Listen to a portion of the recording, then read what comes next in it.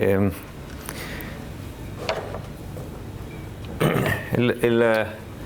el último capítulo del curso sería llamar algo así como Script Programming. Y es un área que se ha desarrollado mucho los últimos años, digamos, y la verdad es que hoy día hay casi demasiadas alternativas y es difícil concentrarse en unas pocas. Les voy a contar más bien la parte de base y la idea y con los ejemplos más clásicos, digamos, pero la verdad es que hoy día mucho en torno y probablemente es algo que todavía no hemos terminado de aprender, digamos, el cómo hacer esto. La idea es más o menos la siguiente, y la base de esto, digamos, partió prácticamente cuando se inventó Unix, que era la idea de... y les voy a dejar un apunte, un PDF en los apuntes de curso, que también es muy antiguo, es cuando yo enseñaba esto en un curso raro que existía entre el primer computación, digamos, y la carrera, donde veíamos otras cosas raras, digamos. Entonces es bastante básico y hay muchas de estas cosas que ustedes ya saben, pero está entretenida la historia como está contada, así que se los voy a dejar de ejemplo. Donde en el fondo la pregunta es algo así como... muchas de las cosas que a uno le piden en la vida, digamos, de ingeniero y en particular para el ingeniero de sistemas, para el que está administrando grandes equipos, que en realidad son preguntas más o menos triviales, que resolverlas con un computador debiera ser más o menos trivial y que sin embargo no lo es tanto. Es un poco como hoy día, no sé, cada vez que ustedes quieren hacer un análisis o una serie de datos y cosas así, existen herramientas estándares y uno ya sabe bien cómo usarlas para graficar, para mirar, para calcular las regresiones y las cosas clásicas, digamos, que uno quiere calcular. La idea es para el ingeniero de sistema, esas herramientas tan obvias no son, y sobre todo que la información está repartida en formatos extraños en todas partes. Entonces, el caso típico que probablemente todavía ocurre, claro que este era un servidor FTP o qué sé yo, la historia está un poco vieja, pero probablemente estas cosas todavía ocurren, digamos, de que de repente tenemos instalado algún tipo de servidor en alguna parte que genera una bitácora, un log, ¿no es cierto?, de todos los accesos y todo lo que hace, y la bitácora tiene su propio formato, ¿no es cierto? O sea, la idea de la bitácora es como que la mire un ser humano y saque conclusiones y qué sé yo, pero muy luego esas bitácoras se transforman en datos, ¿no es cierto?, en fuentes de datos, y son gigantescas fuentes de datos, y son enormes además, y procesar esa información no es trivial, porque en el fondo es información hecha para humanos en un formato cualquiera. Cada aplicación tiene su propio formato. Algunas aplicaciones hoy día vienen con herramientas, por supuesto, o sea, los servidores web y esas cosas. Pero en el fondo, si ustedes quieren hacer su propia herramienta y responder una pregunta simple, no es trivial. Entonces el caso típico era, por ejemplo, ustedes tienen un servidor que anota la fecha y la hora en que alguien se conectó, de qué máquina venía, qué archivo pidió, cuántos bytes se llevó y cuánto tiempo demoró esa transferencia, para un ejemplo clásico, digamos, de bitácora, ¿eh? Y todo eso en un formato legible por un ser humano, ¿no es cierto?, etcétera, separado por comas. O sea, una cosa que obviamente hacer un programa que procese esas cosas no es trivial, ¿ya? Y entonces, y lo que usualmente pasa, ¿no es cierto?, la historia que se cuenta acá es algo así como un jefe que me dice, ya, entonces yo quisiera saber cuánta gente se conectó conmigo, entonces lo que hago primero es contar las líneas de la bitácora, después él dice, es harto, entonces, ¿y de dónde vienen? ¿Cuántos son? ¿Quién es el tipo que más datos bajó? En fin, todas las preguntas clásicas que uno hace, si uno tuviera esto en una base de datos o algo así, serían triviales de responder. El tema es que no lo tenemos en una base de datos y probablemente no queremos tenerlo en una base de datos porque no es algo que vamos a estar haciendo sistemáticamente, el responder estas preguntas. No, es una cosa que uno quiere escribir por una vez, porque alguien me preguntó. Es como la pregunta que uno le hacen, digamos, durante el almuerzo y que uno dice, en realidad no sé, saca el teléfono, se conecta a Google, obtiene la respuesta y después se olvidó. O sea, es una pregunta de una vez que uno quiere tener la respuesta rápido, sin trabajar demasiado, y me quiero olvidar, ¿okay? Yo quiero votar la herramienta, no voy a construir una herramienta para que la sigan usando por millones de años, a pesar de que uno muchas veces se equivoca y son las herramientas más longevas las que uno escribe así para una sola vez, ¿eh? Entonces, no es un programa que yo voy a querer soportar, mantener, documentar. No me interesa que sea eficiente o no, porque es para responder una pregunta rápido. Y ¿cuál es la misión de ustedes? Minimizar el tiempo de programador. ¿Okay? O sea, ustedes no quieren gastar tiempo de un ingeniero experto en hacer una herramienta en Java o en C que calcule un montón de cosas, porque no tiene sentido, ¿ya? Entonces, el ejemplo está La idea es que el alumno quería hacer un programa en Pascal, porque era el Pascal lo que enseñábamos en esa época. Y obviamente la idea es que las preguntas se van haciendo cada vez más complejas. Y entonces la última pregunta que le hacen al alumno, y que incluso para alguien usando en Java con todas las herramientas, deja de ser trivial, ¿no es cierto? Es algo así como hacer una tabla de frecuencias de los archivos, una tabla de frecuencia de las máquinas, de quiénes son la gente que más se conecta con nosotros, quién es la gente que más bytes me ha consumido, en fin, o sea, hacer un top 10, digamos, de nuestros usuarios. Y es muy clásico, digamos, son preguntas típicas que uno hace. Entonces, en el fondo, la sensación, digamos, la pregunta que es en el fondo, obtener de esa lista, ¿quién es el tipo que más archivos ha bajado? O los 10 primeros, si es que, ¿no es cierto? Es agarrar esa bitácora y aplicarle una serie de etapas, que de hecho si ustedes escribieran un programa, probablemente sería una serie de funciones, ¿no es cierto? Uno llamaría una primera función que parsea esto y lo mete en una estructura de datos, después uno llamaría una función que ordena esto en función de alguno de los campos, después uno pasaría una función que suma los totales asociados a cada uno, y finalmente una función que reporta esto en un bonito archivo de salida, ¿ya? Entonces la idea es que en vez de escribir esas funciones, lo que yo hago es usar herramientas de software que ya existen, que están en el sistema y que normalmente son comandos Unix, ¿ya? Entonces, hoy en día esto es menos popular que en la época en que yo lo aprendí, pero sigue siendo extremadamente útil tenerlas a mano. En el fondo Unix viene con un montón de filtros, se llaman. Un filtro, ¿qué es lo que es? Es una subrutina, si ustedes quieren, ¿no es cierto? Donde lo que yo hago es, tengo una entrada de datos, tengo mi filtro y genero una salida a partir de eso. Entonces, por eso se llama un filtro, ¿no es cierto? Porque recibe datos, hace algo con ello y los filtra, digamos, ¿no es cierto? Y genera una salida, ¿ya?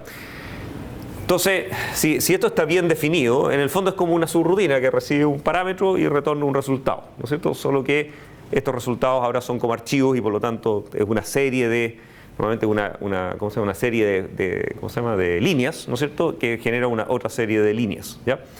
Y si los filtros están pensados más o menos razonablemente, yo puedo hacer una cadena de filtros, ¿no es cierto? O sea, yo primero, por ejemplo, selecciono solo los accesos de la fecha de un cierto día, por ejemplo. Ese es un típico filtro, ¿no es cierto? O sea, tomo la bitácora completa y digo, mira, solo me interesan los de mayo, ¿ok?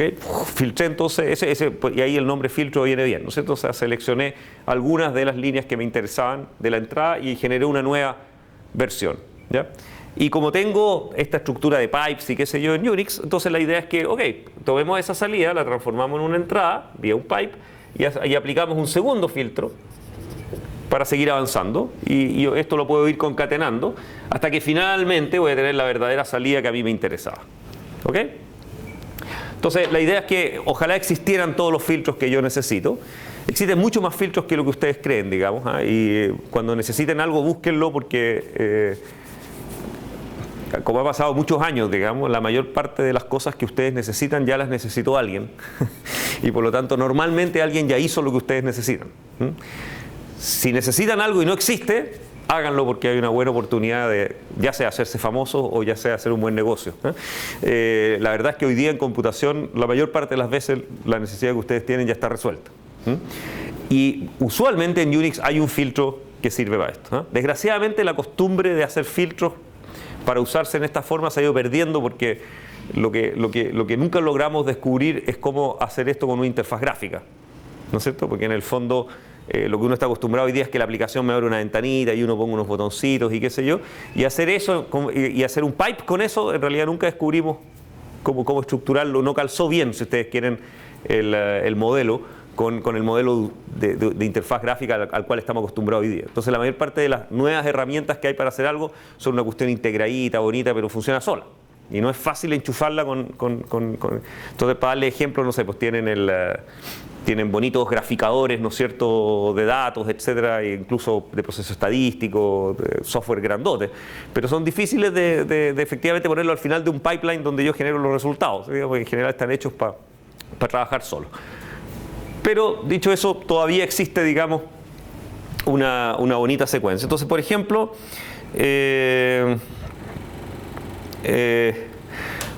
uno puede, si uno tiene filtros, digamos, que hacen cosas, uno podría hacer, le voy a dejar los ejemplos más pedestres. Esto estaba explicando lo que era un pipe, porque por supuesto se supone que esta gente no lo sabía. Uno puede hacer filtros bien entretenidos con herramientas básicas. Words es lo único que no existe como un filtro como tal, no es un comando existente. La idea era justamente motivarlos a que es fácil transformarlo, o sea, existen herramientas para transformar algo así. Pero imaginen que existe una cosa como Words, que sería un filtro que lo que hace es que toma todas las palabras de un archivo y manda una palabra por línea, ¿okay? O sea, todo lo que es en el fondo reemplaza todos los separadores por fin de línea, de modo que en el fondo me queda todo ordenadito como una palabra por línea nomás de la entrada. Entonces le doy una entrada que es un archivo de texto, él toma todas las palabras y me las tira en la salida, todas separaditas, y después de eso hago un sort, ¿ya? ¿Para qué es el sort? Para que todas las palabras iguales me queden juntas, ¿no es cierto? Entonces lo que voy a obtener ahora es que alfabéticamente ordenada tengo la palabra y tantas líneas iguales debajo como estaba en el texto original, ¿no es cierto? O sea, lo que obtuve fue un montón de líneas iguales, después un montón de líneas iguales, etc. Ese es un filtro clásico, ¿okay? Toma la entrada y la entrega la salida ordenada. Unique es un filtro también clásico que normalmente sin ninguna opción lo que hace es me elimina todas las líneas duplicadas. ¿Okay? O sea, cada vez que hay una línea y la línea siguiente es igual, me deja solo la primera versión. Me permite ver cuántas líneas distintas hay. Y tiene una bonita opción que es "-c", que entonces me agrega un contador al principio que me dice cuántas veces estuvo esa línea en la primera versión. Entonces las líneas únicas aparecen como 1 y el valor, y las líneas que están varias veces me aparece el número de veces y el valor. Entonces, ¿qué obtuve ahí? Obtuve ahora las palabras ordenadas alfabéticamente y su contador de frecuencias de cuántas veces estaban en el texto original. Bueno, no era eso lo que yo quería, lo quería ordenado por frecuencia. ¿Okay? Entonces, ¿qué hago? Lo paso de nuevo por sort. ¿Okay? Solo que ahora le digo que me lo ordene al revés, o sea, de mayor a menor, y que además considere que las líneas son numéricas. Esto es para el típico efecto de que yo quiero que 1 sea menor que 10. Y si yo los considero como strings, digamos, normalmente 10 me da menor alfabéticamente que... No, en realidad no es 1 menor que 10, es 2 menor que 10. Ese es el caso típico. O sea, el ejemplo clásico es que si yo comparo como strings 2 y 10, 10 es lexicográficamente inferior a 2, y numéricamente, entonces lo que uno, hay dos alternativas, o les pongo ceros adelante, ¿no es cierto? O sea, hago relleno de ceros, y eso hace que lexicográficamente calzan, pero el problema es que no sé cuántos ceros tengo que poner, etc. Y la otra es decirle a sort, eso no son strings, son números, y él entonces los interpreta como número y lo ordena numéricamente, ¿ya? Entonces RN significa reverse y numérico, ¿ya? Y eso lo tiro a mi archivo de salida. ¿Qué obtuve en mi archivo de salida? Una tabla de frecuencia. ¿Okay? Tengo de más frecuencia a menor frecuencia todas las palabras y con su frecuencia adelante que aparecen en el texto original, ¿ya? Y lo escribí en, digamos, si uno conoce los comandos, por supuesto, y las opciones y qué sé yo, la verdad es que uno lo escribe en un segundo, digamos, y no esté programando nada, ¿no? Ahora, de alguna forma estoy programando, si ustedes se fijan, ¿no? En el fondo estoy decidiendo en qué orden voy a hacerlo, realmente estoy haciendo un proceso sobre la entrada para generar una salida.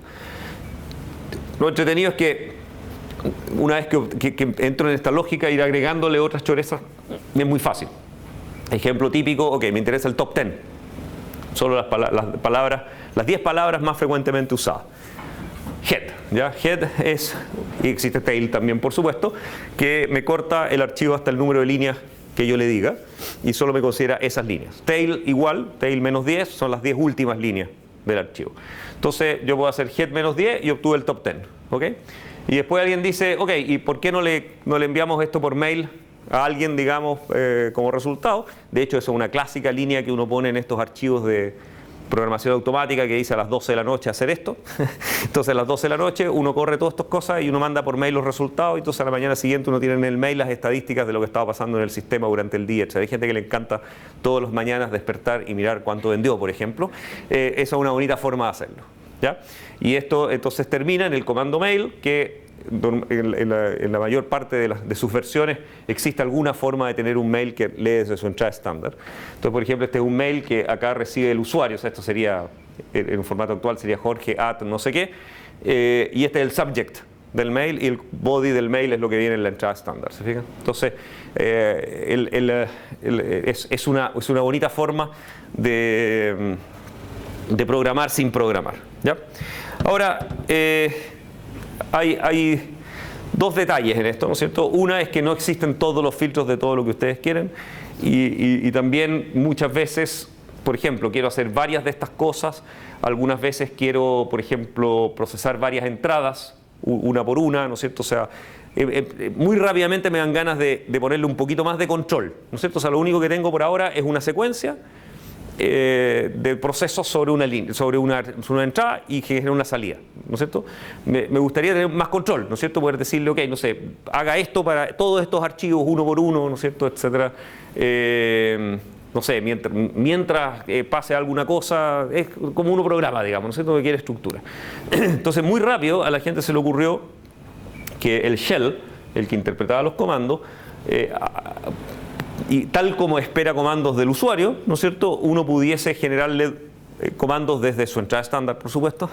O sea, el shell es un programa más, ¿no es cierto? Entonces yo podía ver el shell como un pequeño lenguaje de programación, ¿ya? Y esa, de alguna forma ese es el concepto original de lo que se llama script programming, ¿no es cierto? O sea, que uno escribe un pequeño script que son comandos de shell que se le pasan al shell para que los ejecute sin tipiárselos nosotros directamente. Entonces, en general, todos los shells que existen en Unix tienen esta versión interactiva, que es la que uno conoce normalmente, y tienen la posibilidad de decirle lea su entrada estándar y ejecute este archivo, ¿ya? Y la otra cosa es que, por ejemplo, words como filtro propiamente tal no existe, pero existen varios filtros que reciben de argumento, digamos, reciben de argumento parámetros que los hacen muy configurables, ¿okay? Entonces, por ejemplo, words puede ser perfectamente un comando que se llama translate, que es súper complicado de usar, entonces muy poca gente lo usa, que se llama tr, ¿no? Y translate es, por ejemplo, un comando que recibe primero una secuencia de caracteres y después otra secuencia de caracteres, y lo que hace es todos los caracteres que están acá los reemplaza por los caracteres que vienen al lado. Entonces lo que hace es translate, es como hacer una transliteración, es como cambiar una cosa por otra. Entonces lo que uno podría ponerle todos los separadores primero y cambiarlos todos por new line. Y simplemente, y ese es un comando que agarra su entrada, lo filtra con eso y genera la salida. Entonces hay como comandos programables, entre comillas, ¿no es cierto? O sea, que según el argumento que yo le doy, lo que hacen. Ok, y finalmente, script programming, la idea entonces, muy rápido, se le ocurrió a alguien decir, bueno, en vez de decir shell menor, qué sé yo, hacer comandos shell, ¿no es cierto? O sea, algo que parezca como un programa ejecutable, pero que en realidad es un shell script. Y eso en Unix se usa mucho. La idea es que yo creo un archivo ASCII común y corriente, le pongo permiso de ejecución, cuando ustedes compilan en C, el ejecutable quedaba con permiso de ejecución en forma automática, ¿no es cierto? Cuando ustedes hacen GCC, no va a quedar con permiso de ejecución en forma automática, no hay que ponérselo a mano. Pero si yo escribo un archivo de texto, le doy permiso de ejecución y lo ejecuto, ¿ok? Unix lo que hace es abrir el archivo y todo archivo ejecutable, al principio los 2 primeros bytes, porque yo no sé de qué tipo es, de qué cosa es lo que hay acá adentro, ¿no es cierto? Entonces los 2 primeros bytes dicen qué tipo de ejecutable es esto, ¿ya? Entonces dicen, por ejemplo, este es un ejecutable C, que sea de 64 bits, de arquitectura tanto, ¿ya? Y por eso, si ustedes han tratado de ejecutar un ejecutable de la arquitectura equivocada, que hoy día entre 64 y 32 bits nos pasa bastante, el tipo es capaz de decirme, no es para la arquitectura, o sea, yo sé que es un ejecutable, traté de ejecutarlo, pero no puedo, porque no corresponde a este sistema. Eso está codificado en los primeros bytes. Entonces, hay un par de bytes que están reservados, que es gato exclamativo, para que sean tipiables y ustedes los puedan escribir. Pero cualquier archivo que empieza con gato exclamativo significa, es un archivo de texto que tiene un intérprete asociado, que es el que hay que invocar en realidad, ¿ya? Y el intérprete es lo que viene justo después. Este es un path name absoluto, que es el verdadero ejecutable que yo quiero que interprete esto, ¿ya? Entonces, ustedes hacen exec del archivo, el kernel Linux cuando invoca exec abre el archivo, mira los 2 primeros bytes y dice, no, en realidad no es exec de este archivo, sino que es exec de este archivo, Y todo esto se lo vamos a entregar en la entrada de ese ejecutable. ¿Okay? Entonces es como un exec que hace un forward a otro exec, si ustedes quieren. Entonces lo que en realidad se va a ejecutar es este tipo de acá. ¿Ya? Pero desde el punto de vista del usuario, él tipió un nombre de archivo nomás, y desde dentro de un programa ustedes pueden hacer exec de ese archivo y también funciona. Es totalmente transparente. ¿Ya? Ejemplo.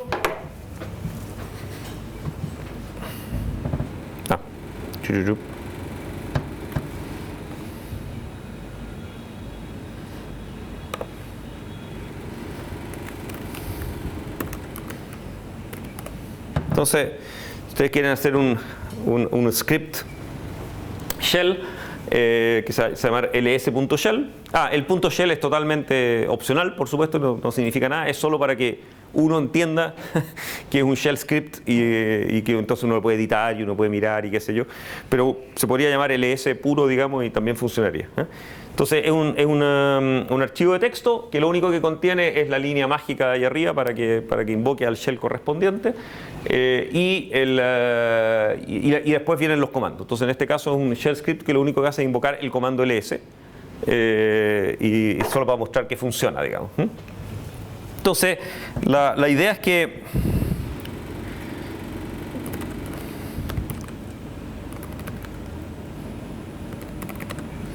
si ustedes llegan y crean este archivo nomás, se los va a crear sin los permisos de ejecución. Ahí. Y por lo tanto, si ustedes dicen algo así como eso, el sistema les va a decir que no tienen permiso de ejecución. Sin embargo, ustedes pueden decir algo así como shell, ls.shell, ¿okay? Y eso funciona. ¿Okay? O sea, en el fondo, al shell mismo ustedes lo invocan a mano y le pasan de argumento el archivo, y él ejecuta lo que hay dentro del archivo. Él está preparado para hacer eso.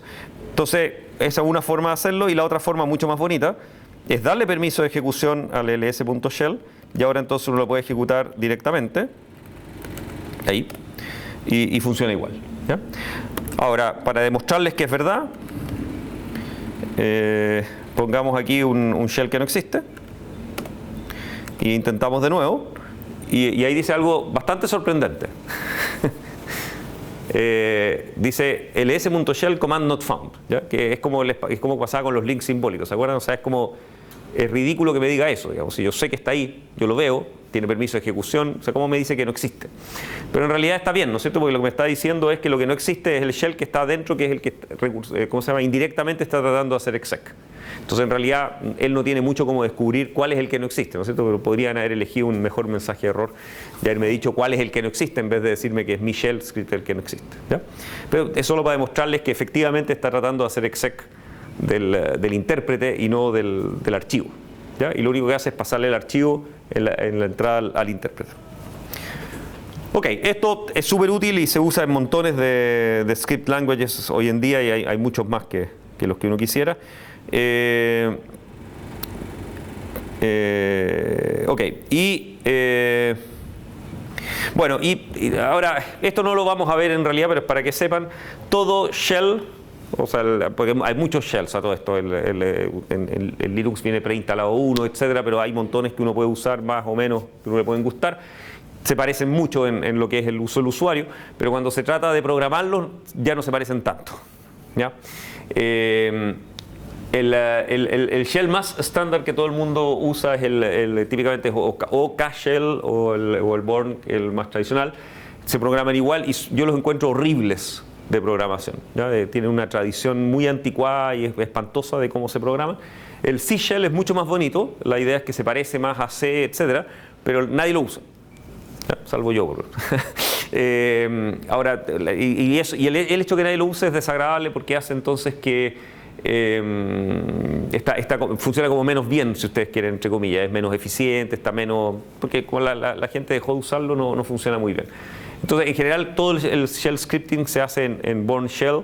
Yo lo encuentro horrible de notación, pero probablemente si quieren hacer un shell script o si quieren entender un shell script, probablemente tienen que meterse un poco a entender eso. ¿Ya? Pero la idea es siempre la misma. La idea es poder tener mecanismos de control y variables que se introducen, digamos, en el programa, en el shell script, que son reemplazados y son expandidas, digamos, en distintos formatos. Entonces, este es un ejemplo donde yo lo que hago, acá puedo poner un típico patrón de archivos, digamos, asterisco.c, por ejemplo, cualquier cosa así, y esto es lo que está entre paréntesis, se expande entonces a una lista de nombres, que es igual que si usted hubiera escrito eso en la línea de comando, y por cada uno de esos, la variable i va a ir tomando ese valor en cada pasada por el ciclo, y entonces acá ustedes pueden ponerla como pesos i, para no confundirse con la letra i textual que puede estar en alguna parte. Entonces donde aparece pesos i se expande, digamos, al... Entonces esto que es lo que hace es, para cada archivo que exista en esta carpeta, uno puede poner un patrón ahí si quieren por cada archivo que... .log, por ejemplo, asterisco.log para no tomar los otros archivos que pudieran aparecer. Le aplico mi filtro raro ese que estábamos eligiendo, le pongo pesos i acá, y como lo voy a hacer para distintos archivos, lo agrego también al subject del mail, de modo que el tipo sepa de qué archivo viene el mail que me está llegando. ¿Se fijan?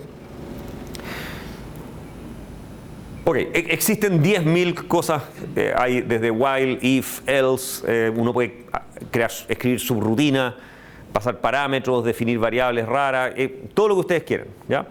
Mi recomendación en general es no usar esto cuando ya empiezan a requerir ese nivel de... O sea, yo llegaría hasta esto. O sea, hacer un pequeño while sobre una lista de archivos está bien, pero no hagan nada más. Porque todo el resto es demasiado raro, demasiado enredado, y para eso hemos ido inventando cosas mucho mejores que la que vamos a ver al final, ¿ya? Entonces, pero hasta este nivel yo encuentro que un shell script es súper razonable. Por ejemplo, hacer un shell script que corre todos los días a las 12 de la noche y que hace esto. Fíjense, es algo, es muy sensato, digamos, y es razonable y es fácil de entender, explicar y todo, ¿no? Y a todo esto es bastante eficiente, o sea, está todo pensado para ser bastante liviano y rápido, ¿no? A pesar de que hay obviamente un intérprete detrás, digamos, ¿no? Eso.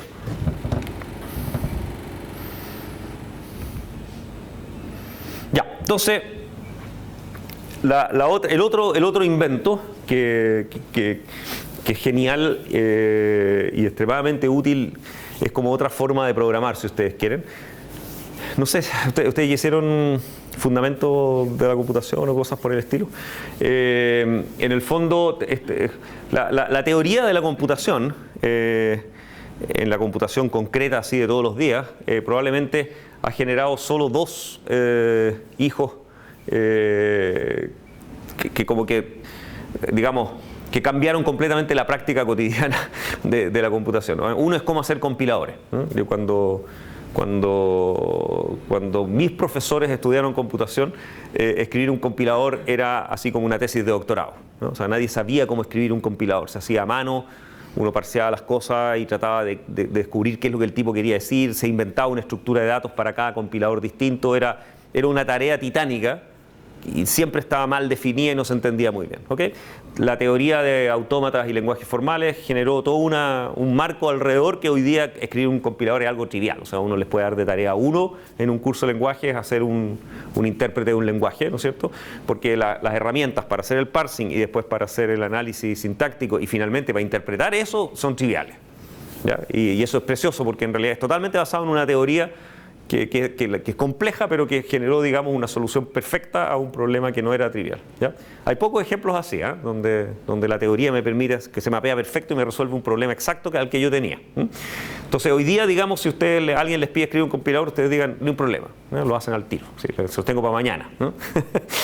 Lo que cuesta al final es hacer la generación de código máquina, pero un compilador que en el fondo tiene un intérprete, eso es para mañana. Bueno, y uno de los inventos en ese camino, que es lo que vamos a usar acá nomás, porque no vamos a escribir un lenguaje completo, son las expresiones regulares, ¿eh? No sé cuántos han visto ustedes de eso, pero conceptualmente, digamos, la idea es que cualquier autómata finito clásico, digamos, donde la idea es algo así como, ok, estoy en un estado acá, y cuando llega un input que calza con esto de acá, entonces me cambia este estado acá, y después tengo como unas iteraciones, digamos, o incluso tengo transiciones así, que cuando aparece algo me quedo en este estado, etc. Un autómata que puede ser bastante complejo y bastante grande, yo lo puedo escribir básicamente con una expresión regular. Es una forma de escribir autómatas, si ustedes quieren, ¿ya? No vamos a ver, por supuesto, la teoría ni vamos a usarla entera, pero el concepto de escribir un autómata de una expresión regular es muy poderoso, y eso me permite, en el fondo, todo patrón de búsqueda, ¿no es cierto?, más o menos complejo. Es decir, si en la entrada viene, no sé, una letra seguida de espacio, seguida después de una coma y seguida de no sé qué cosa, un patrón de búsqueda clásico, típicamente en realidad es un autómata, ¿ya? Y todo lenguaje de procesamiento de patrones lo que hace es que ustedes le escriben el patrón de alguna forma, él compila ese patrón, lo transforma en un autómata y después implementa ese autómata en el código. Y mientras mejor sea esa traducción, mucho más eficiente es el... Entonces hay gente que ha pasado su vida investigando cómo interpretar autómatas en la forma más eficiente posible. Que búsqueda de patrones, digamos. Toda la gente que trabaja en bioinformática y en todas esas cosas, lo único que hacen es procesamiento de patrones en realidad y cómo hacerlo lo más rápido posible. Y el buscar en strings al final es lo mismo. Lo que pasa es que es menos gigante y menos sexy que buscar secuencias en las proteínas o qué sé yo, pero es la misma idea, ¿no es cierto? Entonces, lo que vamos a ver es cómo usar patrones regulares en Unix, donde están. Es todo un mundo, digamos, las expresiones regulares en Unix. Existe un montón de comandos que aceptan expresiones regulares. Existe una biblioteca. Si ustedes quieren implementar interpretación de expresiones regulares en su código en C, es trivial. Bueno, es trivial. Nada es trivial en C, pero digamos, existe una biblioteca a la cual ustedes le pasan el string con la expresión regular, después pueden invocar el autómata que eso genera, o sea, libregex creo que se llama, que me permite usar toda esta tecnología sin tener que ustedes reimplementar todo, y además lo hace consistente con el resto del sistema, que es súper importante, que ustedes no interpreten un poquito distinto las expresiones regulares que el resto. Desgraciadamente esto no ha existido siempre y por lo tanto hay unas pequeñas incompatibilidades entre herramientas. No siempre las expresiones regulares son exactamente iguales. Pero la idea es lo siguiente, lo que uno trata de escribir es un patrón, y un patrón es una secuencia de subpatrones, si ustedes quieren, ¿no es cierto? Y el patrón de esa secuencia significa que tengo que encontrar algo que calza con todo lo que aparece allá adentro en el mismo orden en que están en mi lista. Entonces, ¿cuáles son las notaciones? En general, bueno, por supuesto, cualquier letra que ustedes escriban normalmente significa que calza con esa letra, ¿ok? O sea, si ustedes escriben el patrón I, significa que hay que buscar una letra I, ¿ya? Salvo las cosas raras, y las cosas raras son, por ejemplo, los corchetes estos cuadrados. Entonces, ustedes ponen algo entre corchetes cuadrados, eso es como una clase, si ustedes quieren, ¿ya? Y significa, eso vale por un carácter, y la idea es que eso calza con cualquier carácter que esté adentro de esa lista, ¿ya? Uno no usa demasiado eso, salvo para algunas categorías muy clásicas, como por ejemplo 0-1. El guión a todo esto significa un rango, para no escribir, 0-9, para no escribir 0, 1, 2, 3, 4, 5, 6, 7, 8, 9, que igual funciona. 0-9 significa en el fondo un dígito, ¿no es cierto? Un dígito. Esto calza siempre con un carácter. Y por supuesto uno también puede escribir A-Z, y uno puede escribir A-Z, y esas cosas también funcionan, digamos, son letras minúsculas o letras mayúsculas, ¿ya? Es para lo que más uno usa estas clases, digamos. Entonces en el fondo uno puede escribir eso, no hay problema, pero también puede escribirlo así y sale bastante mejor. Y también uno a veces lo usa, poco menos, pero a veces es extremadamente útil, sobre todo cuando uno está buscando un rango enorme de cosas, pero donde no quiero que haya una sola cosa, entonces uno puede especificar el complemento. Entonces, si el primer carácter de la lista dentro de los corchetes es un gorrito chino, entonces eso significa que es una negación, ¿ok? Es un not, ¿ya? Entonces, por ejemplo, not blanco significa que esto calza con cualquier cosa que no sea un blanco, ¿ya? Es como todo salvo un blanco. Ok, el comodín es hiper popular y eso uno lo usa todo el tiempo, es punto, eso calza con un carácter cualquiera que sea, ¿ya? O sea, punto es el más genérico que hay, digamos, ¿no? Y después son los operadores que me permiten, digamos, hacer la parte variable del patrón, que son dos son los más clásicos. Asterisco significa 0 o más veces lo anterior, ¿ok? Entonces uno puede decir, por ejemplo, A asterisco, significa que la A, si no está, también calza, y si está 1, 2, 3 o 4 o 5 o 6 veces seguidas, también calza, ¿ya? Acuérdense que incluye el 0, o sea, A asterisco incluye cuando no hay A, curiosamente. y más es el que obliga a que esté una vez. ¿Ya? O sea, A más significa hay una A y cualquier otra cantidad de A seguida, y todo ese patrón calza con la secuencia de A completa. Estos patrones variables, en general, siempre se tratan, a veces la interpretación es ambigua, pero se trata siempre de interpretar como la secuencia, o sea, calzan con la secuencia más larga que calza con ese patrón. ¿Ya? Porque obviamente A más, por ejemplo, calza con A. Y si la línea dice A, yo podría decir, bueno, calzó con la primera, después calzó con la segunda, después calzó con la tercera. No, la idea es que siempre calza con la secuencia más larga de A's posibles hasta donde ya no hay más A, si ustedes quieren. ¿Ya? Y eso permite desambiguar un poquito cuál es la secuencia que voy a seleccionar. Ya, no me acuerdo. Ya hay algunos otros que son menos interesantes, como el gorrito chino ahora afuera de los corchetes, que significa comienzo de línea, peso significa fin de línea, o sea, con un new line, ¿no es cierto? O sea, uno es después de un new line y el otro es justo antes de un new line. Y por supuesto, como estoy introduciendo demasiados caracteres mágicos, necesito una forma de escribir esos caracteres en mi patrón de verdad ahora, ¿no es cierto? Y por lo tanto para eso tengo el backslash, ¿no es cierto? Que es clásico eso, digamos. Entonces, backslash pesos significa que estoy buscando un pesos de verdad ahora textual en la línea y no un fin de línea. Y por supuesto backslash significa que estoy buscando un verdadero backslash, ¿no es cierto? Es un lío bueno, a todo esto tengo otro problema que lo vamos a ver rapidito, que es que la mayoría de estos caracteres mágicos también son mágicos como argumentos en el shell cuando ustedes escriben. Por ejemplo, asterisco se expande con los nombres de archivos. ¿Ya? Entonces eso hace que es muy clásico que uno se equivoca, poner la expresión regular y en realidad lo que escribo fue otra cosa porque el shell me reemplazó los asteriscos por otras cosas. Y para más encima, algunas de estas cosas tengo que escaparlas en la expresión regular. En el fondo tengo que escaparlas dos veces. Tengo que decirle al shell que no los interprete y después tengo que decirle al comando que no es.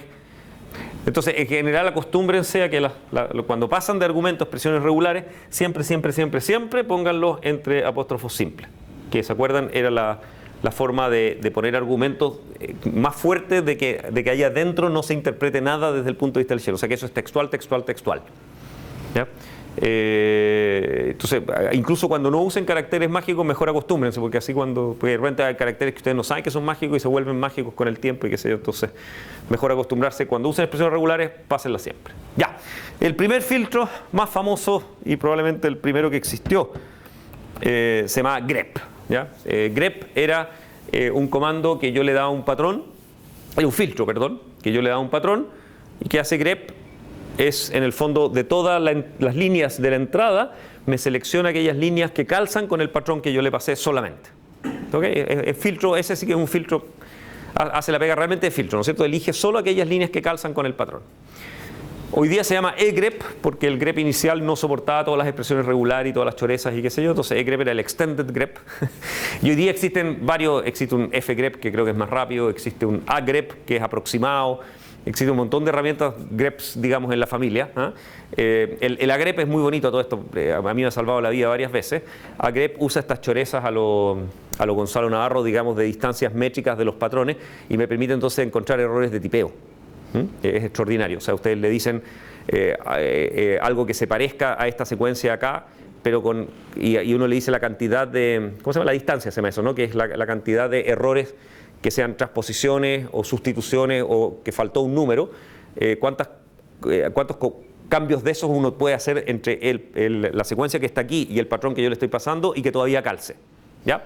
Entonces me permite, y yo le puedo decir más o menos cuando ya uno está a distancia 2 o 3, ya es demasiado probablemente, o sea, calza todo, ¿no es cierto? Porque uno puede hacer demasiadas modificaciones, pero es espectacular, ¿no? El caso donde más me ha servido en los muy viejos tiempos, teníamos un montón de pagos del NIC que nos llegaban tipeados por cajeros de Servipago.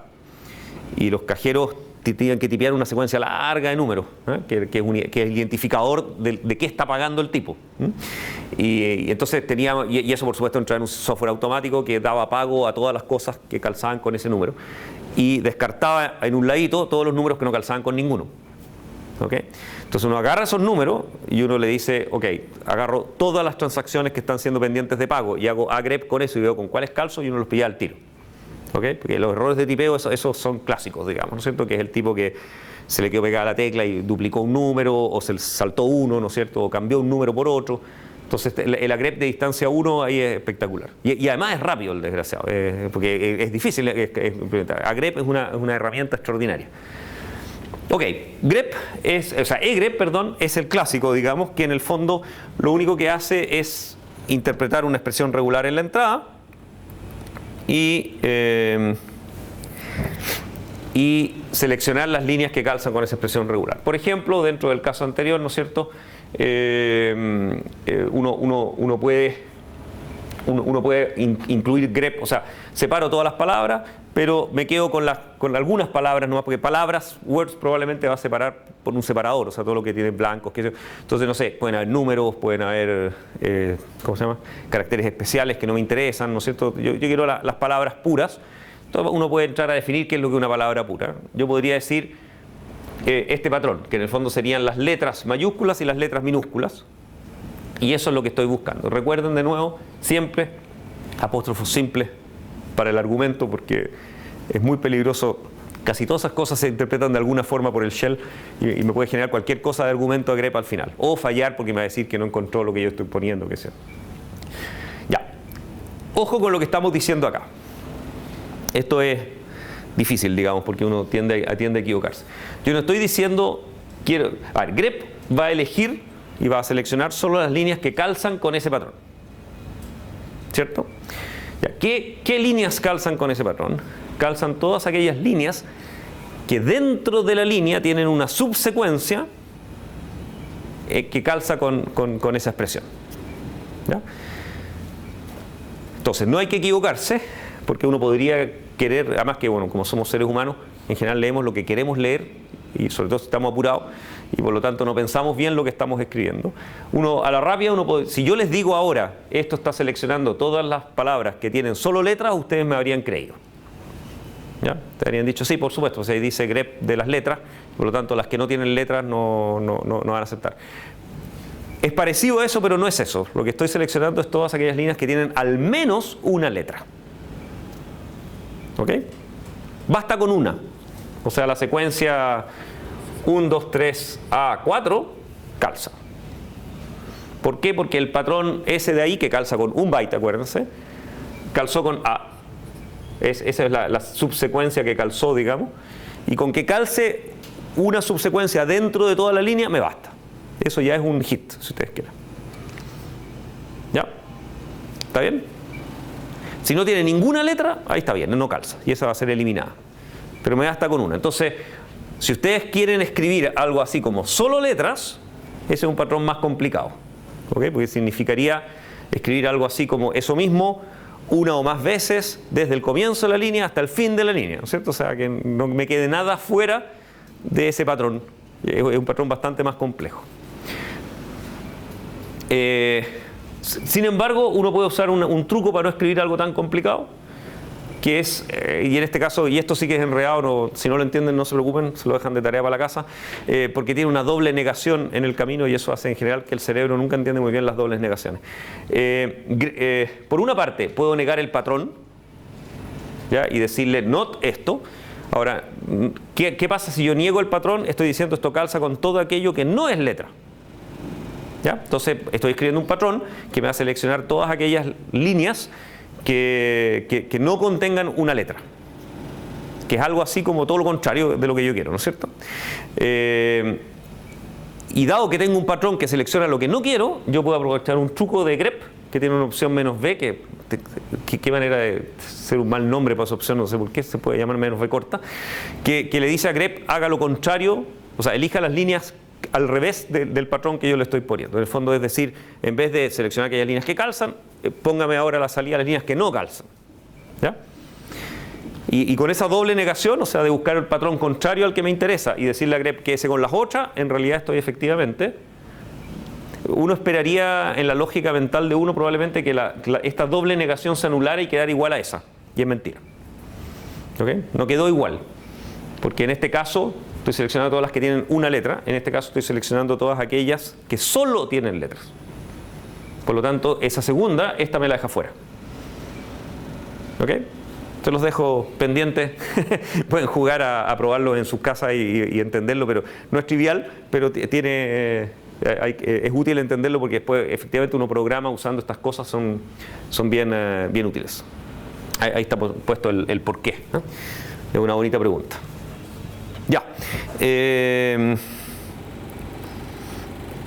Otros lugares donde grep es como la herramienta clásica base. Otros lugares donde aparecen expresiones regulares en forma muy útil, los editores. Yo no sé mucho de nuevos editores modernos que hayan en Unix, ustedes pueden probar. Uno no debiera nunca usar un editor donde no hay expresiones regulares. ¿Ya? ¿Por qué? Porque la expresión regular me permite programar adentro del editor las cosas raras que yo quiero hacer. ¿Ya? Está bien que el editor tenga, digamos, menús, cut and paste y todas esas cosas que a ustedes les gustan porque uno ya no puede vivir sin ella, pero si no tiene expresiones regulares deberían botarlo a la basura. ¿Ya? Las expresiones regulares son aquellas que les permiten a usted, raramente, pero súper útil, el poder hacer cosas extrañas dentro ¿cómo se llama? Del editor, como por ejemplo simplemente buscar las líneas que calzan con algo, sustituir, es como el find and replace, ¿no es cierto? Pero donde en el find es ridículo que a find uno solo le pueda pasar una palabra, digamos, ¿cierto? Le pasa una expresión regular y en el replace tengo que poder ser un poco más genérico también para que esto funcione. Entonces, la mayor parte de los editores poderosos tienen algún soporte para expresiones regulares y en general eso entra en un segundo territorio que es este de las sustituciones. Entonces, en el fondo, en comandos tradicionales de Unix uno tenía un comando sustituir, entonces uno le pasa un patrón primero, el patrón es una expresión regular, y después pasa por qué yo quiero sustituir lo que calzó con el patrón regular. ¿Ya? En este caso es una situación simple, digamos, donde yo le digo, ok, todo lo que calza con algo que voy a llamar un separador, entonces le pongo la clase de cuáles son mis separadores. Recuerden de nuevo que esto calza con uno de ellos. Entonces le pongo más. ¿Qué significa eso? Significa una secuencia de uno o más de estos separadores. Dado que esto es una clase, esto también va a calzar con algo así como punto, coma, punto y coma, ¿no? O sea, que no obliga a que porque el primero fue coma, todos los otros tengan que ser el mismo, ¿no? En el fondo se repite el patrón y por lo tanto todos calzan. Entonces una secuencia de separadores de cualquier tamaño mayor que uno, lo reemplazo por un blanco. ¿Okay? Entonces, que es como clásicas cosas que uno quiere hacer cuando uno quiere procesar palabras, por ejemplo, en un archivo. Elimino todos los separadores y los dejo transformados en un puro blanco para que no molesten, ¿no? Ok, y ahora empezamos con las cosas complicadas de las sustituciones. Normalmente eso es solo la primera aparición en la línea la que sustituye, o sea, una vez que funciona pasa a buscar la línea siguiente en vez de seguir aplicándose, digamos. Si ustedes quieren que se aplique para todas las apariciones en la línea, hay que ponerle una G al final, que es como global, creo que significa, ¿no es cierto? Que en el fondo significa todas las apariciones en la línea, hágalo, ¿ya? Y esto normalmente tiene un rango de líneas acá adelante. Entonces si yo no le digo nada, normalmente se aplica solo en la línea en la que estoy en este minuto, y si le digo por ciento o 1, pesos, cosas así, se aplica sobre todas las líneas del archivo. Estas cosas son mucho más poderosas de lo que parecen, ¿eh? Uno después empieza, supongo que a medida que se le fueran ocurriendo cosas, uno empieza a agregarle choreza. Entonces, una de las chorezas es que acá en el replace se le empiezan a agregar pequeños hints, digamos, que permiten recuperar el patrón de una forma u otra. Entonces, por ejemplo, yo acá puedo hacer algo así como, ok, toda secuencia de dígitos, ¿no es cierto?, que sería 09 más, la transformo por, ok, le pongo número 2 puntos adelante, o sea, lo agrego yo eso, ¿no es cierto? Y acá quiero que aparezca el mismo número que calzó con el patrón, ¿ya? Y entonces, porque sustituir normalmente me habría borrado ese patrón, me lo habría reemplazado por número, ¿ya? Entonces yo quiero poner número adelante, pero quiero que igual quede el número que había calzado. Entonces, ampersand significa lo que sea que calzó con ese patrón, pónganlo aquí. ¿Ya? Y yo puedo poner ampersand y seguir y escribir otra cosa más también, digamos.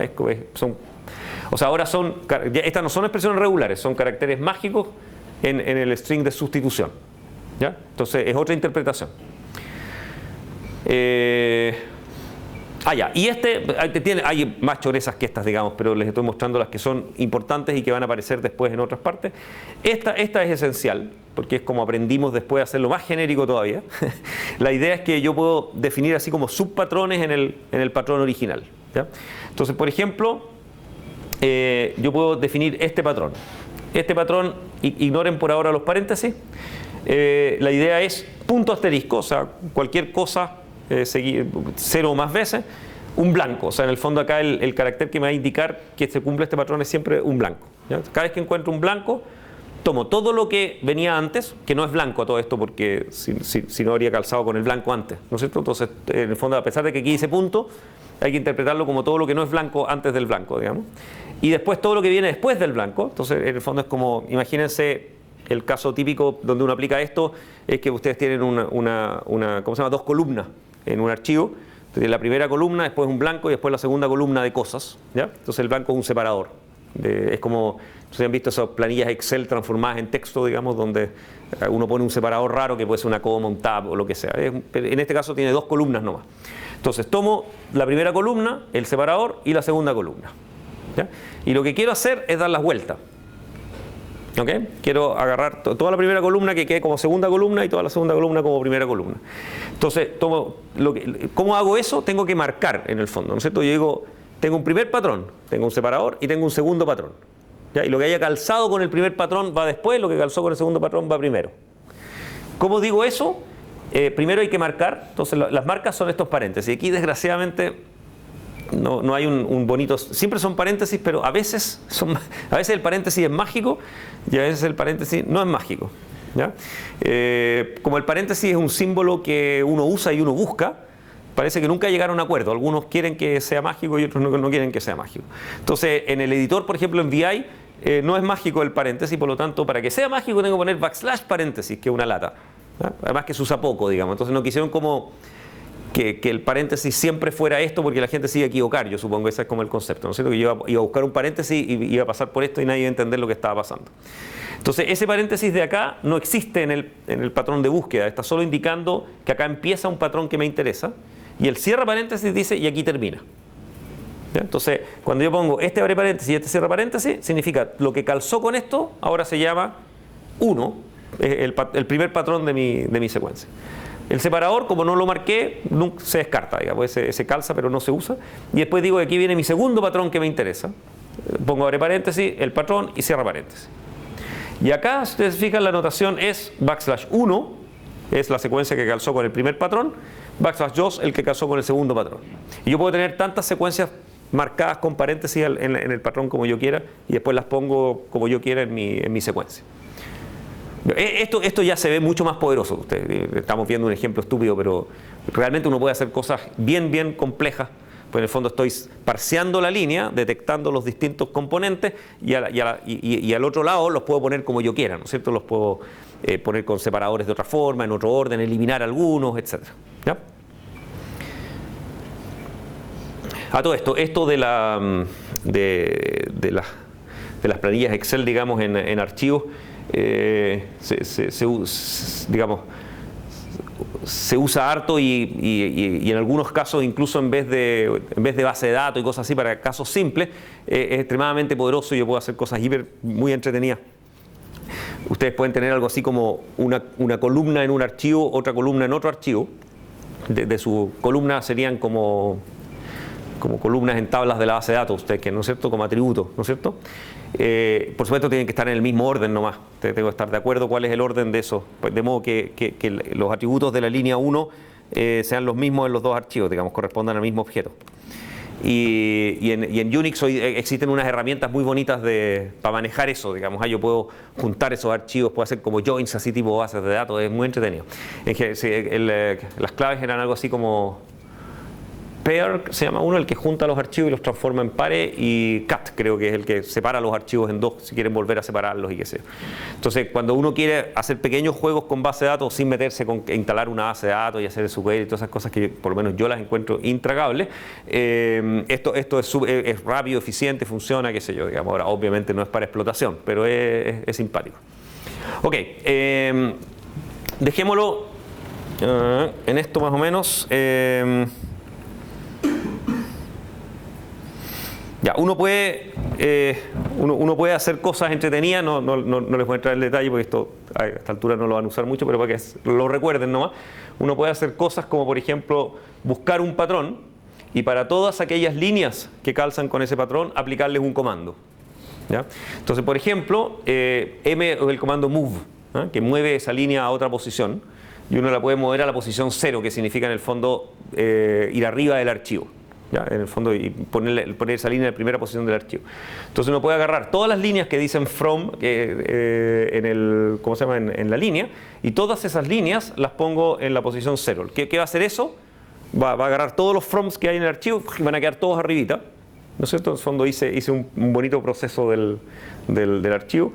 Yo puedo decir algo así, hay cosas divertidas como esta, que en el fondo para todas las líneas del archivo, porque punto asterisco calza con cualquier cosa que haya. Entonces, toda línea del archivo le aplico el comando move 0. ¿Ya? Y eso es como raro, ¿no? Entonces lo que hace es, toma la primera línea, porque esto siempre va en orden, toma la primera línea y la pone en primera posición, lo cual es razonable. Toma la segunda línea y la pone en primera posición, toma la tercera y la pone en primera posición. ¿Qué es lo que hizo? Dio vuelta al archivo. Es un bonito reverse, ¿no? En fin, esta se las puedo dejar de tarea, digamos, que es lo que hace esa borra la línea siguiente a la línea que marcamos, ¿no? Uno podría pensar que eso va a borrar todo el archivo. En realidad no, porque primero marca las líneas y después aplica el comando, con lo cual entonces lo que hace es como borrar línea por medio, ¿no? Es entretenido. Lo pueden probar, digamos, les voy a dejar el apunte, son entretenidos. En fin, lo único que quería decirles, dejarlos motivados a que estas cosas son poderosas, digamos. Después vamos a ver la mejor forma de utilizarlas hoy día, pero estas cosas realmente todavía pueden servir de algo. Entonces, a alguien se le ocurrió que el editor, como tenía todos estos comandos y todas estas cosas, era una especie de filtro al final, ¿no es cierto? O sea, yo edito un archivo, le hago un montón de cambios y lo guardo. Entonces decía, ¿por qué no lo transformamos también en una versión filtro? Y entonces alguien escribió sed, que es un editor para ser usado en un pipe. ¿Ya? Entonces, ¿qué es lo que hace sed? Toma su entrada estándar, le aplica los comandos que recibe argumento y el resultado es la salida estándar. ¿Ya? Entonces, por ejemplo, yo puedo hacer esto, que en el fondo es, lea desde el archivo in, todas las líneas que empiezan con from, bórrelas. ¿Ya? Es como una especie de grep hecho con comando. ¿Ya? Y por supuesto, eso yo podría haber hecho un grep, ¿no es cierto? Pero esto de acá ya no podría haberlo hecho en un grep. Que en el fondo aplique una sustitución. ¿Se acuerdan por ejemplo, el comando words que habíamos visto? Uno podría usarlo con set. Entonces le digo, todas las cosas que yo considero un separador, reemplácelos por fin de línea, por ejemplo, o en este caso lo estoy reemplazando por un blanco. ¿Ya?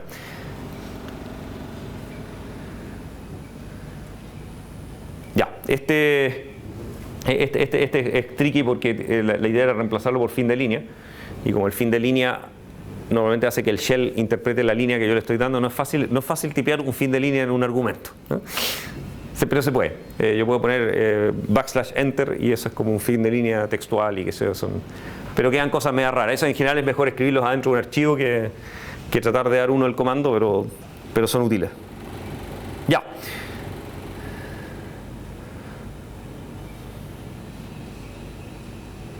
Ya, tengo un ejemplo de cómo usar set con una expresión regular complicada para jugar. Ya, todo esto en realidad era para dejarlos motivados a lo que viene la próxima clase, que si logramos tener una próxima clase, hubiera sido... Más encima es justo el último día de clases donde íbamos a poder hacer la última clase que hemos logrado hacer nunca. Es justo la única movilización que va a haber en el año, parece, ¿no? O sea, tenía que tocarnos a nosotros. A todo esto están recomendando, parece, correr la clase del jueves, o sea, la última clase, que sería la del jueves siguiente, ponerla el miércoles en un horario raro. Si no tengo idea si voy a poder hacerla, por supuesto, pero les aviso, digamos. Afortunadamente, como les contaba, está la parte opcional del curso, así que en realidad ya estaban ganando ella. Y la última clase es la más opcional de todas, porque me queda una clase más para terminar esto, que es para terminar bien el tema de lenguajes propiamente tal. Y después de esa me habría gustado mostrarles Go, pero no es obligatorio, y si no les dejo los links en su... Pero hay una clase bonita de motivación de Go. Go es algo así como lo que podría terminar siendo el reemplazante de C, ¿no? Entonces, pues eso es lo que busca. Busca ser un lenguaje, es como un C moderno, digamos. Y por supuesto, traído a nosotros por Google, como todo lo que hoy día se inventa en el mundo. Ok, el concepto de estos lenguajes es todo lo que hemos visto da la sensación de que tengo patrones, tengo estructuras de control, tengo scripts, digamos, donde necesito variables, o sea, da la sensación de que necesito una especie de lenguaje donde expresar todo esto que hemos visto, de modo que yo pueda hacer programa. En el fondo es lo mismo, es como decir, quiero hacer un script shell que use pipes, que use expresiones regulares, pero que por otro lado se parezca más o menos a un lenguaje de programación, o sea, donde yo pueda tener variables locales, globales, arreglos, listas enlazadas, pequeñas estructuras de datos tal vez, ¿no es cierto? Pero muy simple, muy liviano y muy rápido, o sea, que se parezca a esto. ¿Ya? Y entonces, durante muchos años, la gente ha ido inventando lo que uno llamaría algo así como lenguajes de procesamiento de patrones, donde las expresiones regulares son naturales, o sea, existen desde siempre, donde se busca que uno pueda escribir estas cosas, igual que un script, digamos, uno llega y lo escribe rápido y no necesita estar declarando 10.000 cosas, no necesita compilarlo por 1000 años, no necesita bibliotecas de no sé qué. Lo que uno hace es escribir 3 o 4 líneas y por otro lado uno quiere que sea eficiente, que sea sensato, ¿no es cierto? Y que, entonces es un trade-off bien difícil de lograr. ¿Ya? En el apunte hablo un poquito de AWK. AWK es muy raro que hoy día uno lo use, pero es el precursor de todo esto, ¿no? AWK es probablemente el culpable de todo esto, ¿no? Y fue inventado por gente muy respetable. La A es de Ajo, la W no tengo idea, pero era alguien que en la época era conocido, y K es de Kernighan, ¿no? O sea, son puros tipos famosísimos en la época y gallos que inventaron compiladores, algoritmos, gente muy muy reputada, y creó esta idea. AWK era un lenguaje que estaba bastante pensado como para que el programa ustedes se lo pasaran de argumento.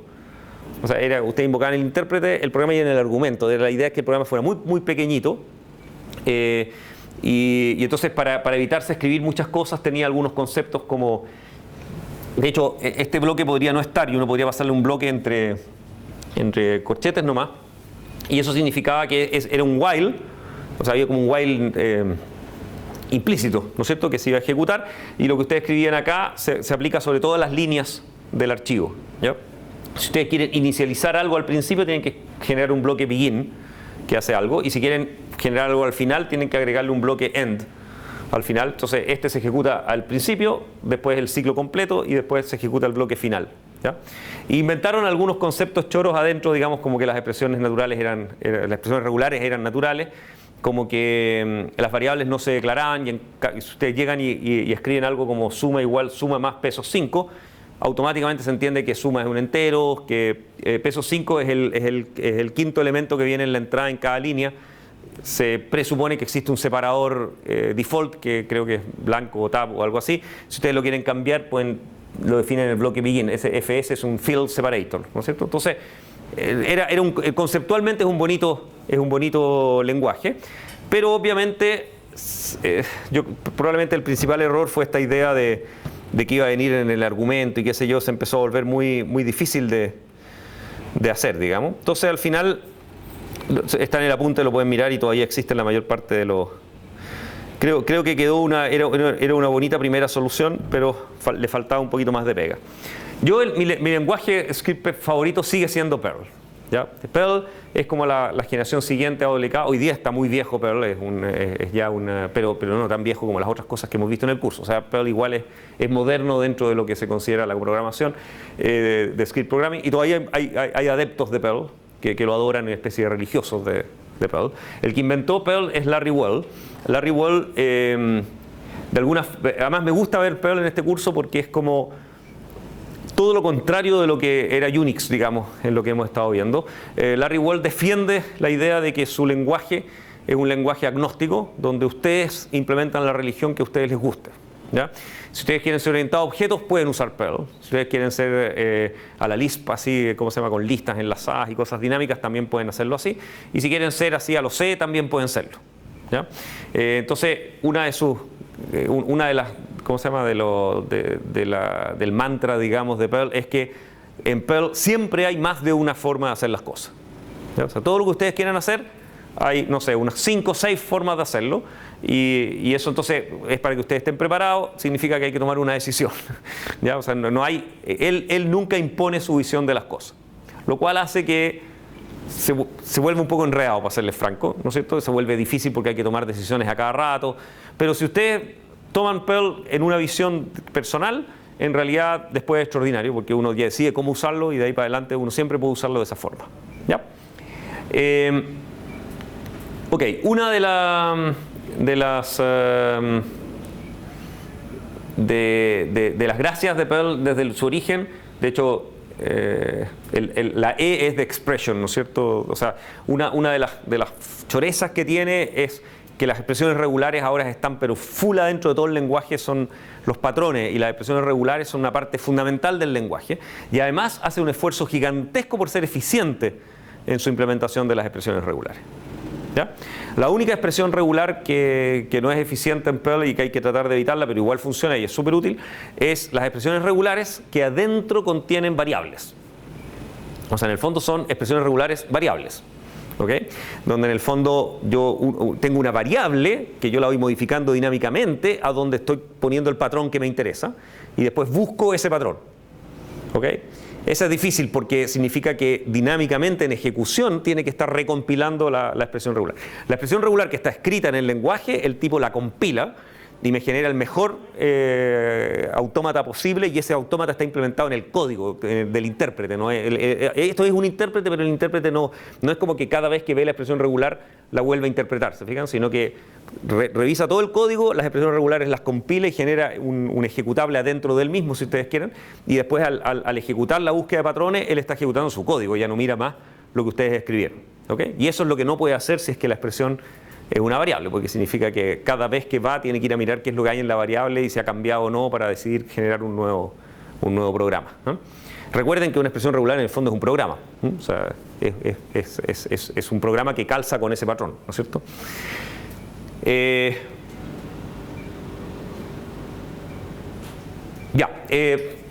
Perl en general está pensado para que ustedes no escriban las cosas en las líneas de comando ni nada, sino que es realmente un lenguaje de programación de scripts.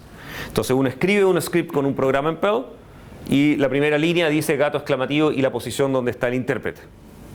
Muestra la edad del apunte, digamos, porque en esos tiempos Perl era como una cosa opcional que uno instalaba específicamente en los lenguajes y por lo tanto quedaba instalado en este directorio raro que era user local bin, que era donde se instalaban las cosas que el usuario quería instalar. Hoy día es hiperoficial y está en /user bin, digamos, y viene preinstalado en todos los Linux que uno pueda tener, porque es muy, muy usado, ¿no? Ok, motivación hacia Perl, porque lo vamos a ver en detalle en la próxima clase, espero. Si no, les dejo los ejemplos, si tampoco es tan terrible. La motivación a Perl es que a Perl nosotros le debemos la vida. Yo le tengo un cariño, nunca logré desenamorarme. Perl no es como C. C yo lo respiro, ¿no? Yo aprendí, o sea, como que mi primer amor fue C, ¿no? Y por lo tanto yo C lo escribo con los ojos cerrados, digamos, no tengo ninguna duda y sé exactamente lo que hay que hacer y lo que no hay que hacer. Perl nunca fue así. Perl todavía hoy día, digamos, si tengo que escribir un programa en Perl, tengo que agarrar el manual y mirar y acordarme cómo era, porque era todo, no logré. Además estaba muy viejo, supongo, cuando lo aprendí, entonces ya no es igual, ¿no? Hay siempre la primera vez es distinto, digamos, a las siguientes. Por lo tanto, Perl es complejo, no le tengo ese afecto de corazón que le tengo a C, pero a diferencia de C, a Perl le debemos una cosa que fue extraordinaria y que muestra el poder de Perl. Nosotros, cuando en los albores del NIC Chile, esto ha sido como en el año 96, 97, teníamos un sistema de inscripción de dominios que era totalmente a mano. La gente me mandaba un mail con un formulario que habíamos inventado, digamos, donde decía quién era él, qué dominio quería y qué sé yo. Y yo agarraba, cada vez que llegaba un formulario de eso, yo lo agarraba y cuando tenía tiempo editaba, digamos, ¿cómo se llama? La zona del .cl, agregaba los datos del tipo y lo echaba a andar de nuevo el DNS. Y eso, no sé, habría ocurrido algo así como una vez al día lo más, digamos, ¿eh? Debemos haber tenido alrededor de unos 1000 dominios en esa época. Y de golpe, más o menos en el 97, aparecieron dos tipos al mismo tiempo, independientemente, que empezaron a inscribir dominios en forma absolutamente sistemática, digamos, donde uno empezó en orden alfabético todas las palabras del diccionario y el otro empezó con algo parecido, pero era algo así como los términos que podían ser interesantes, conceptuales, como, no sé, hotel, que eran como categorías de una línea, de una guía telefónica, les diría, y una cosa así, ¿eh? Y por lo tanto empezaron a llegar miles de dominios que querían inscribirse y que yo no podía responder esos mails. Entonces con Pato Poblete dijimos, no, estamos sonados, éramos nosotros dos nomás, digamos, el dominio era gratis a todo esto en esa época, así que no, éramos nosotros dos, no había nadie más. Y dijimos, tenemos que escribir un sistema para parar estos tipos, cobrarles, ¿no es cierto?, que ya se empezaba a hacer en .com y en esos lugares, y tenemos que tener un pequeño sitio web donde el tipo se inscriba, haga el trámite. Y con Pato, básicamente, principalmente Pato en realidad, lo que hicimos fue, dijimos, ok, ¿saben? Vamos a terminar con las inscripciones por un rato, pero pensábamos que era máximo un fin de semana, y abrimos el lunes de nuevo, pero new and improved página web, ¿no es cierto? Y ahora se paga por el sistema, ¿ya?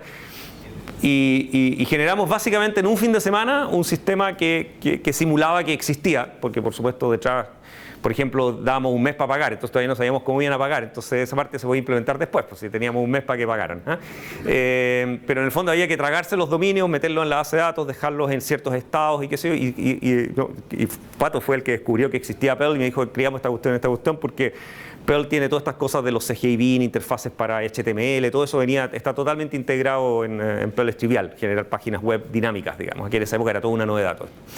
Y entonces agarramos Perl, un fin de semana tuvimos un sistema que funcionó y de ahí para adelante, durante un mes le estuvimos agregando y agregando módulos y códigos y funcionalidad. Todavía hay unas pocas líneas, no muchas, pero hay unas pocas líneas de código de esa generación que todavía funcionan en NIC Chile. Y ha escalado, digamos, a 400.000 dominios, por supuesto haciéndole cambio en distintos lados, pero todavía el core del sistema está escrito en Perl. Yo encuentro que la posibilidad de haber hecho eso y la posibilidad de que sea suficientemente eficiente para que todavía funcione es algo que en realidad le demos la vida a la Reward, ¿no? Yo creo que en ningún otro ambiente y en ningún otro lenguaje podríamos haber desarrollado esta versión. Por supuesto, hoy día nuestro sueño es deshacernos del código Perl, lo cual también demuestra que no es fácil deshacerse de él después que uno ya tiene el sistema escrito en él, porque obviamente no es la forma que uno quiere hacer un gran sistema estable, seguro, etcétera. Pero la verdad es que es impresionante la estabilidad, seguridad y confiabilidad que ha tenido un sistema que partió y la velocidad en la que pudimos escribirlo. ¿Ok? Entonces, recuérdenlo para la próxima clase, digamos, porque a ustedes hay cosas que no les van a gustar y que lo van a encontrar penca, qué sé yo, pero es impresionante lo que logramos hacer gracias a él. Ya, le cuento la verdad a la próxima clase.